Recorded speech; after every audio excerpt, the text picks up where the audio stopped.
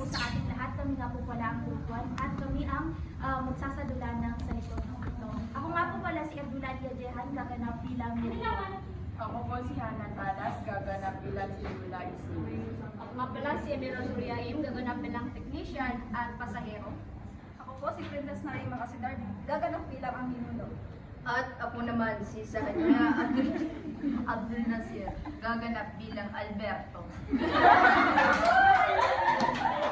At ako naman si jeepney driver at magiging batawan din. Ako nga po pala si Abdullah Cisnadra, gaganap bilang bunsong anak si Ben. Ako nga pala si John Baramal, gaganap bilang animator. Ako nga pala si Siti Kalimadima Abdul Malik, gaganap bilang Pang Carlo. Ako po si Aziza Ali, gaganap bilang barangay captain. Ako nga pala si Jen Alaman, gaganap bilang Batat. Ako nga pala si Umayma Imbobong, gaganap bilang si Ana.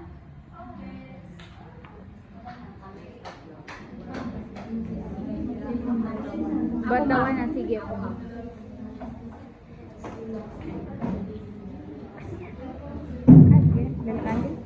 Lalakante.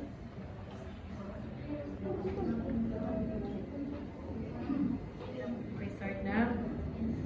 Magandang hapon po sa ating lahat. Narito ang Group 1 upang magsalita sa inyo ang isang kwento na pinamagatang sa likod ng pinto. Ang kwento na ito ay umiikot sa pamilya de la Cruz na lumipat sa isang lumang bahay. Lumipat ang pamilya de la Cruz sa isang lumang bahay na pag-aari ng pagkakahala.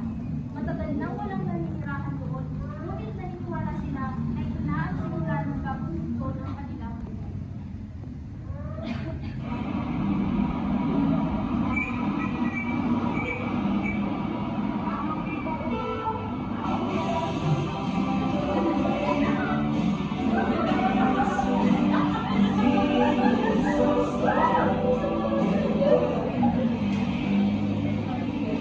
Pare!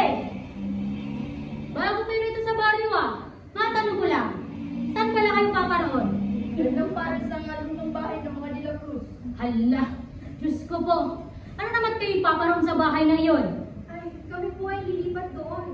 Sus, Mario Joseph. Kasi na pare. Pero, Ingat naman pare. bakit sa lahat ng lilipat ang bahay ay yun pa ang napili niyo? Mga anak, hindi niyo ba alam na matagal nang walang naninilahan sa lumang bahay na iyon?